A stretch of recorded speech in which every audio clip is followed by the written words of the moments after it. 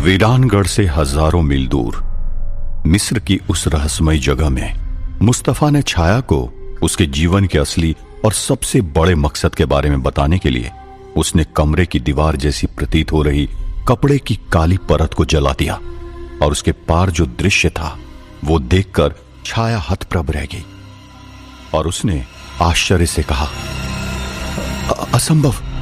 मुस्तफा ने कहा, इस नामुमकिन जैसे दिखने वाले काम को ही हमें मुमकिन करके दिखाना। छाया वहां से उठकर कुछ कदम आगे बढ़ी और उसने देखा कि सामने दुनिया के सभी बड़े धर्मगुरुओं की प्रतिकृति थी। हूबहू उनके जैसे दिखने वाले शरीर वहां पर थे। मुस्तफा ने कहा, यह दुनिया के सभी मजहबों के गुरुओं का नकली जिस्म है। इसमें इब्लिस की रूहानी ताकत से जान डाली जाएगी और फिर हमारा मकसद होगा कि किसी भी तरह सभी मजहब के गुरुओं को अगवा करके उनकी जगह पर इनके इन शैतानी नकलों को तब्दील कर देंगे और ये शैतानी गुरु हमारे मजहबों में चुपके से धीरे धीरे इब्लिस की इबादत करवाना शुरू कर देंगे और इस तरह हमारा काम आसान हो जाएगा। छाया ने कहा, हां, लोगों को पता भी नहीं चलेगा और देखते ही देखते पूरी दुनिया में इब्लिस का साम्राज्य फैल जाएगा। ये कहकर दोनों जोरों से हंसने लगे। उनकी हंसी मिस्र के रण में गूंज उठी। उस तरफ वीरानगढ़ में दिन ढल चुका था और शाम के करीबन 8 साढ़े 8 बजे थे। नील भवन में सब खाना खाकर छज्जे पर जमा हो गए थे। बूढ़े बाबा की विश्वनाथ जी के साथ गुजरे हुए पलों की कहानी सुनने के लिए सब आतुर थे। बूढ़े बाबा सबको अपनी कहानी बताने लगे। सिद्धार्थ, गौरी, सुजान, मिस्टर बजाज और फूलमती सब ध्यान से बूढ़े बाबा को सुन रहे थे। बूढ़े बाबा की बातें सुनकर गौरी कुछ समय के लिए अपनी पीड़ा भूल गई। बूढ़े बाबा की साधना में हुए विशिष्ट प्रकार के अनुभव इतनी रोचक थे कि समय कैसे बीत गया किसी को पता ही नहीं चला। देखते ही देखते रात के करीब 10:30 बज गए। बाबा की बातें खत्म होते ही सब सोने के लिए अपने अपने कमरे में गए। फूलमती भी गौरी को लेकर उसके कमरे में गई। गौरी को सुलाकर फूलमती ने कहा, मैं अभी अपने कमरे जा रही हूं। वो क्या है ना कि मेरे पति को पैर में सूजन आती रहती है, इसलिए वैद्य जी ने हफ्ते में एक बार एक विशिष्ट औषधि का काढ़ा बनाकर उन्हें पिलाने को कहा है। तो फिर रात को घर पर जाके उन्हें काढ़ा बनाकर पिलाती हूँ। मैं कल सुबह जल्दी आ जाऊंगी। गौरी ने कहा, इतनी रात गए, आप अकेले कैसे जाओगे? मैं सिद्धार्थ को कह देती हूँ कि वो आपको छोड़ आएगा। फूलमती ने कहा, अरे नहीं, उन्हें क्यों तकलीफ दे रही हो? अभी 5-10 मिनट में तो पहुंच भी जाऊंगी। आप फिक्र मत करो, मुझे कुछ नहीं होगा। आप आराम से सो जाओ, वैसे भी औषधि का असर होते ही आपको गहरी नींद लग जाएगी। गौरी ने कहा, वाकई में आप जैसा निस्वार्थ सेवा भाव हम सबको प्राप्त हो। भगवान आपको हमेशा खुश रखे। ये कहकर गौरी ने फूलमती को गले से लगाया और फिर फूलमती तुरंत गौरी के कमरे से निकलकर नीचे उतरी। नील भवन का दरवाजा खोला और रसोइया काका को कहा, काका अंदर से कुंडी लगा लेना। रसोइये काका ने कहा, इतनी रात को तुम क्यों जा रही हो? कोई बहुत जरूरी काम है तो मैं आ जाता हूं तुम्हें छोड़ने।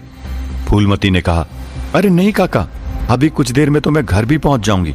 आप फिक्र मत करिए, मुझे कुछ नहीं होगा। आप सिर्फ अंदर से कुंडी लगा दीजिए। ये कहकर फूलमती नील भवन से बाहर निकली और रात के लगभग 11 बजे के आसपास वो नील भवन से अपने घर की ओर चलने लगी। नील भवन गांव के बाकी बस्तियों से करीब 10 से 15 मिनट दूरी पर था। फूलमती तेजी से चलने लगी। अचानक वातावरण में परिवर्तन सा आ गया। थोड़ी तेज हवा बहने लगी। पेड़ पौधों के पत्ते सरसराने लगे। फूलमती ने अधिक ध्यान नहीं दिया। तभी अचानक पीछे से उसे घोड़ों के कदमों की आवाज सुनाई दी। फूलमती ने जैसे ही पीछे देखा, वो देखकर घबरा उठी। उसके पीछे वो काले रंग की बग्गी थी, जिसके आगे 2 काले रंग के घोड़े बंधे हुए थे और उन घोड़ों की कमान एक बिना सर के व्यक्ति के हाथ में थी, जिसने पूरी तरह से काले रंग के कपड़े पहने हुए थे। काले रंग का कोट, काले रंग की पैंट, काले रंग के जूते और उस व्यक्ति का सर उसके बगल में रखा हुआ था, जिसके ऊपर काले रंग की टोपी थी। वो ठीक उसके सामने आकर रुक गई। ये देखकर फूलमती के पसीने छूट गए। वो इतनी घबरा गई कि वो कुछ पल के लिए तो हिल भी नहीं पाई। वो कुछ बोलने जाए उससे पहले बिना सर के व्यक्ति ने घोड़े की कमान खींची और वो घोड़े उसकी तरफ बढ़ने लगे।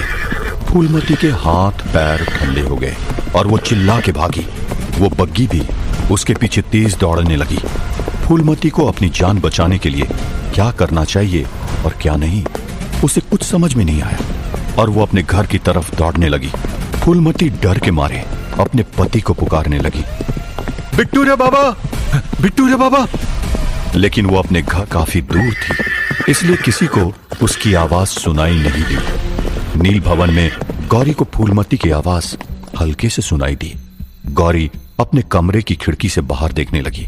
उसे अपने कमरे से कुछ ठीक से दिखाई नहीं दिया, इसलिए वो अपने कमरे से बाहर आकर छज्जे में जाकर देखने लगी।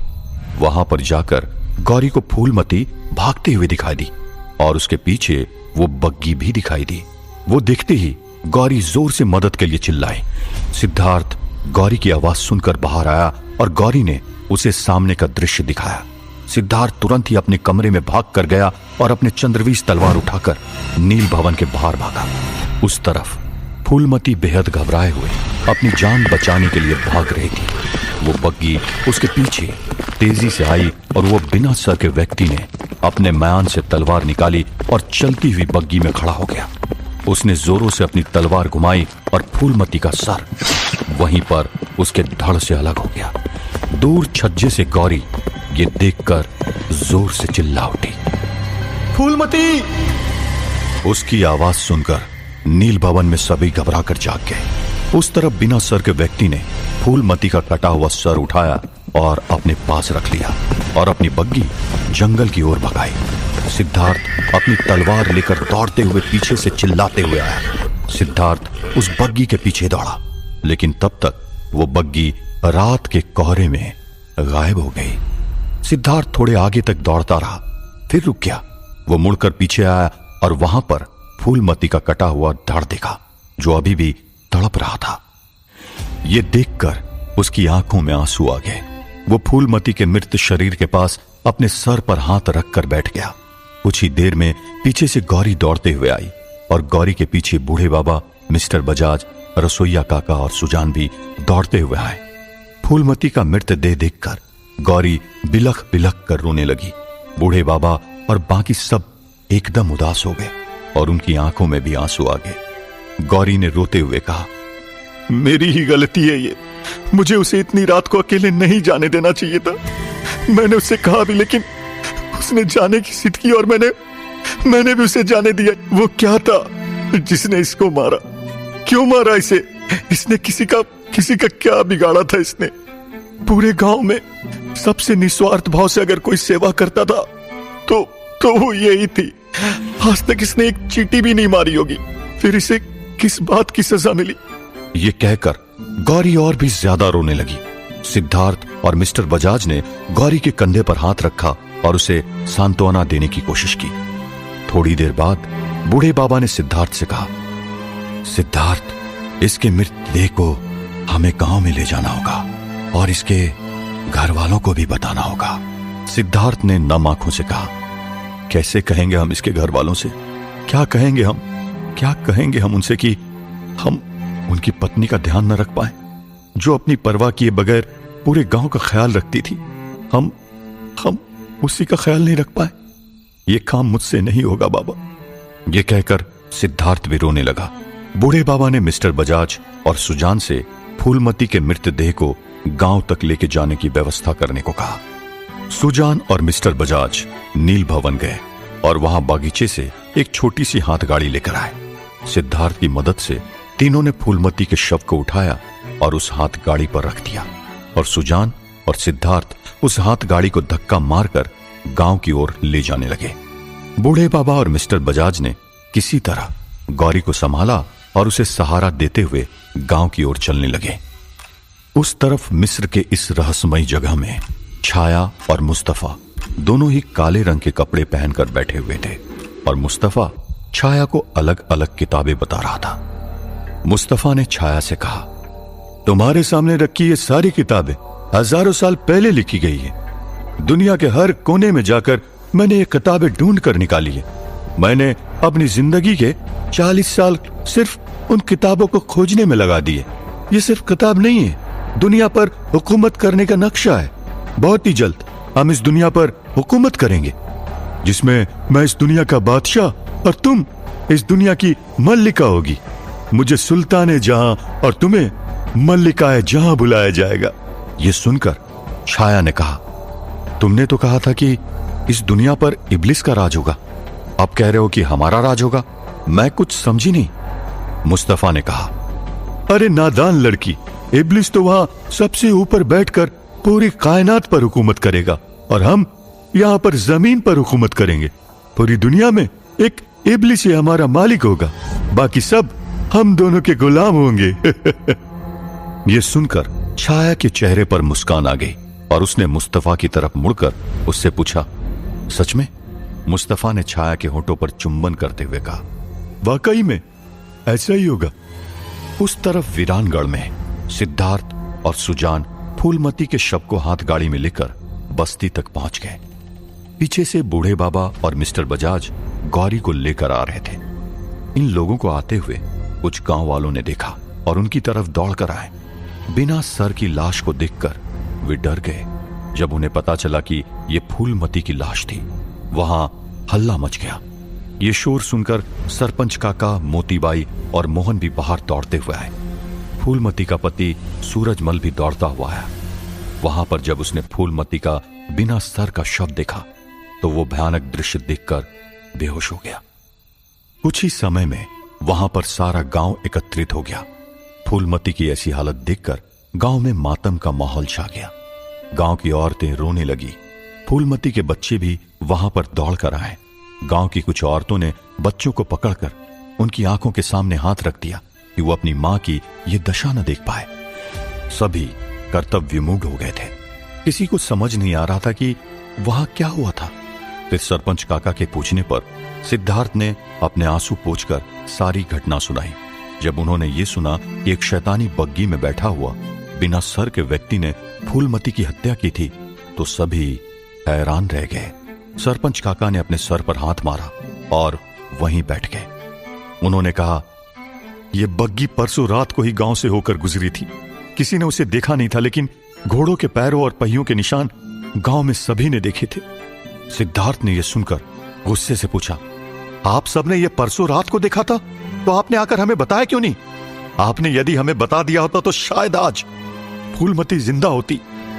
बूढ़े बाबा ने कहा, इन्होंने मुझे यह बात बताई थी, लेकिन मुझे। सिद्धार्थ ने बूढ़े बाबा की बात को काटते हुए कहा, लेकिन क्या बाबा, आपने भी यह बात मुझे बतानी जरूरी नहीं समझी?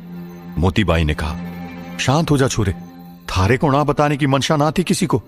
इनकी भावना केवल ये थी कि पिछले कई दिनों से तू और गौरी जे परिस्थिति से गुजरे से, इसलिए कुछ दिन के खातिर हम दोनों ने आराम देना चाहते थे।